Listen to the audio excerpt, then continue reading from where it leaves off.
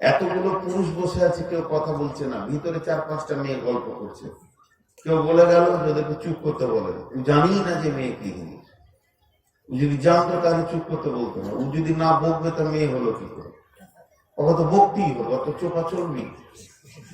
বাংলাদেশে আমি ঠাকুর গায়ে স্টেজে উঠেছি, আর এক স্কুল মাস্টার এসে বলছে, হুজুর একটু বলে দেন মেয়েগুলোকে চুপ করিয়ে দেন। তোমাকে আমি জিজ্ঞেস করলাম, আপনি চুপ করেন যেমন কেন বলছেন আপনি? বলে আপনি তো পুরুষ, মেয়ে তো বকবি।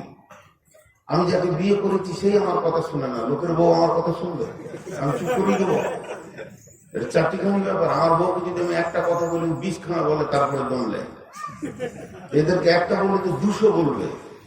আমি যাকে কাপড় দিই, যাকে ভালোবাসা দিই, যার সমস্ত চাহিদা মিটাই, সেই আমার কথা শুনে না। তাহলে মনে হয় আপনার বিয়ে হয়নি। বিয়ে হলে জানতেন যে জিনিসটা কি জিনিস। আমি জানেন না, পৃথিবীর মানুষ এক জায়গায় 3-4 জায়গায় ফেলিওর হয়ে আছে। আমি ফারাক্কা ব্রিজটা একবার পার হচ্ছিলাম, আজ থেকে 10-15 বছর আগে। এখন সেই বোর্ডটা নেই। বিরাট একটা বোর্ডে লেখা রয়েছে বিয়ে, কালো কালিতে অনেক বড় করে, যে বিশেষ দ্রষ্টব্য দিয়েছে 4-5টা। কিছু সত্য, কিছু স্বপ্ন, কিছু সংশয়, কিছু ধারণা, কিছু ভুল ধারণা। কথাটা ঠিকই, বিয়ে কিছু সত্য, বউ পাওয়া যাবে সত্য, কিছু স্বপ্ন, আনন্দ স্বপ্ন, কিছু সত্য, কিছু স্বপ্ন, কিছু ধারণা, ধারণা এটা ওটা করবো, কিছু ভুল ধারণা। আমি আমার বিয়ের আগে একটা ধারণা ছিল, বিয়ের পরে দেখলাম এটা ভুল ধারণা। আমি জীবনে 3টে অঙ্ক মিলাতে পারিনি, কিন্তু আজকে একটা মিলে গেল।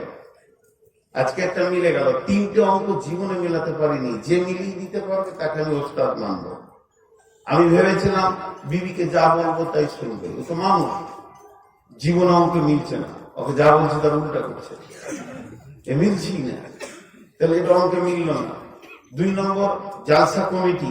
আজকের কমিটিকে বাদ দিয়ে বলছি, এই ধরেন আজকে এখানে জালসা, আর আমার আগামী কালকে ধরেন জালসা আছে লালগোলা, কি 1 সপ্তাহ পর ওরা এখানে দেখা করতে এসছে। কেউ জালসা শুনেও যাবে, জিজ্ঞেস করছে হুজুর আপনাকে কটাই দিয়েছে? বলে আমাকে রাত 10টায়। ছি ছি ছি, এত রাত্রে কি প্রদান করতে দেয়? আগে দিবে, মানুষ শুনবে। আমার মনটা বলছে তাহলে ওখানে গেলে মনে হয় 8টায় দেবে। ওখানে দিয়েছি তখন 12:30টায় দিয়েছি। এই অঙ্ক মিলাতে পারছি না, জীবনে অঙ্ক মিলাতে পারছি। ও যখন অন্য জায়গায় শ্রোতা হচ্ছে তখন বলছে ছি ছি ছি ছি ছি, কাজ কি করে? 10টার পরে কি বক্তা দেয়? 11টা করে বক্তা দেয়। ওর কাছে যখন দিয়েছি 12:30টার নিচে, ওকে খুবই পেয়েছি কোথা আছে। এরকম অনেকগুলো অঙ্ক। একটা ছেলে স্কুল যাচ্ছে, আর একটা পুলিশ ট্রাকের কাছ থেকে পয়সা নিচ্ছে। ওখানে বাসে দাঁড়িয়ে এরকম দুজনেই সিট পাইনি, আমিও পাইনি, ও পাইনি। এখান থেকে ওকে গাল দিয়ে দিল, কাঁচা কাঁচা নোংরা নোংরা খিস্তি করে গাল দিল পুলিশটাকে। আমার মনে হলো যেন এই ছেলেটা খুব ভালো ছেলে, ঘোষ টোষ দেখতে পেয়েছি। তারপরে দেখছি ও আবার সিভিক পুলিশ হয়ে যেতে এসপির মতো ঘোষ নিয়েছে, হয়েছে সিভিক, চলাফেরা ওর এসপি। আজিব ব্যাপার, এ অঙ্ক মিলাতে পারছি না। আবার নতুন একটা অঙ্ক চলছে এখন, ভুল। যত টোটোওয়ালা রাস্তার মাঝে যাবে ওরা সাইডে যাবে, এদের মাথাতে যে কোন পোকা ঢুকেছে রাস্তার সাইডে যাবে। এরা ভাবছে যে আমাদের গাড়ি যা স্পিড তাতে বিমান তেল হয়ে যাবে। আমার এক ড্রাইভার মাঝে মাঝে বলে, যারা মাঝে মাঝে এয়ারপোর্টেও যায়, খালি গেটটা লাগানো আছে তাই গেট খুলে দিলে দুবাইয়ের প্যাসেঞ্জার চাপাবে। এদের মাথাতে যে কি পোকা আছে। একটা ভালো শিক্ষিত ছেলেকে টোটোর হ্যান্ডেল দিয়ে দেন, মানে যাবে। আর মোটর সাইকেল দেন, ট্যাক্সি দেন, আর দিয়ে দেন, সাইডে যাবে। টোটো মানেই মাথা খারাপ। আর গোটা রাস্তা থেকে অবাধ ভাবে জাম করে রেখেছে। কিছু অঙ্ক পৃথিবীতে মিলাতে পারছি না। তো ঠিক মেয়েদের জগৎটাও তাই। কত সুন্দর চেহারা, কত কথা, ভাষা, চলাফেরা, উঠা বসা, কিন্তু সফটওয়্যার কাজ করছে না। তো আল্লাহ তাবারক ওয়া তাআলার জন্য বলছে, আমি তোমাদের জোড়া সৃষ্টি করেছি। এদের সফটওয়্যার গুলো এত দুর্বল। খালি যদি বলা হয় যে দেখো আমি তো বিদেশে থাকি, আমার বিবির কথা বলছি, লোকের বিবির কথা বলছি, আমি বিদেশে থাকি, জলপাইগুড়ি দার্জিলিং চলে যাচ্ছি, 10-15 দিন পর আসবো, এই 5,000 টাকা তোমার কাছে থাকলো, প্রয়োজন হলে যদি কোনো অসুবিধা হয় কাজ চালিয়ে নিও, কারো কাছ থেকে আমি শোধ করে দিব। আর যখন মানুষ ক্লান্ত হয়ে বিদেশ থেকে হোক, মাঠে থেকে, ঘাটে থেকে ঘর ঢুকবে, তখন বাড়ির কোনো বিপদের কথাটা তাকে প্রথম শোনাতে হয় না, প্রতিটি পুরুষ চায় আজকে 1 মাস পর বাড়ি যাচ্ছি, স্ত্রীর কাছ থেকে এক ঝিলিক হাসি আনন্দটা নিব। এটা প্রতিটি পুরুষ চায় যে একটু ঝিলিক দাঁতে হাসবে। হ্যাঁ, খাইরুল লো আছে না গান, চিরল দাঁতের হাসিতে জান ঠান্ডা হয়ে গেল। তো প্রত্যেকেরই তো খাইরুল আছে রে বাবা। সে তো চাইবে যে আমার স্ত্রীর কাছে প্রথম একটা হাসি মুখ পায়।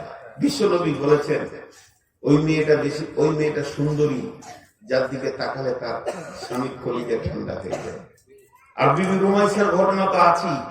মৃত ছেলেকে ঢেকে রেখে আগে স্বামীকে সান্ত্বনা করলো, স্বামীর সমস্ত চাহিদা মেটানোর পর পারিবারিক অসুবিধাগুলোকে বললো আমি এগুলো হয়তো আমার বিবিকে বুঝালাম, চললাম, তাহলে তুমি দোয়া করবে, তোমাকে দোয়া করবো, আমি 10-15 দিন পর ফিরবো। তো ও হয়তো আমাকে বলছে ছি ছি ছি, কোন দুঃখ করলে কি প্রথমেই বলা যায়?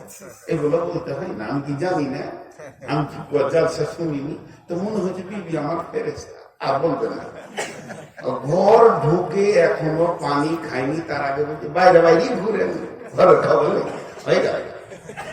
অঙ্ক মিলছে না, সারা জীবন মেলাতে পারলাম না। তো শেষকালে একটা ছোট করে উদাহরণ দিয়ে আমি আয়াতের দিকে চলে যাচ্ছি। সেই উদাহরণটা হচ্ছে যে আল্লাহ তাবারাক ওয়া তাআলা প্রতিটি নারীর কাছে তার স্বামীর মিজাজকে ঢুকিয়ে রেখেছেন, স্বামীর মস্তিষ্কে ঠান্ডা এবং ভালোবাসা, প্রেম, প্রীতির জগতে ভরে রেখেছেন। আল্লাহ সূরা রুমে বলছেন, আয়াতগুলো বলবো। তো 92 বছরের একটা বুড়ি নদীতে পড়ে ভেসে চলে গেল, মরে গেল। তার বুড়া খবর পেলে যে আমার বুড়ি নদীতে ভেসে গেছে, তো উজানে লাশ খুঁজতে গেছে। ওর পুতা বলছে দাদি মরে গেছে, এই জন্য কি মাথা বিগার নিয়েছে, লাশ উজানে পাওয়া যায় না মাটিতে। বলছে মাটিতে, তো উজানে খুঁজছো কেন? বলছে বুড়িটা তোর না আমার? আপনার। ওকে আমি 70 বছর বিয়ে করেছি, জীবনে ওকে ভাঁটি পাইনি, উজানেই যাবে মরে উজানে যাবে।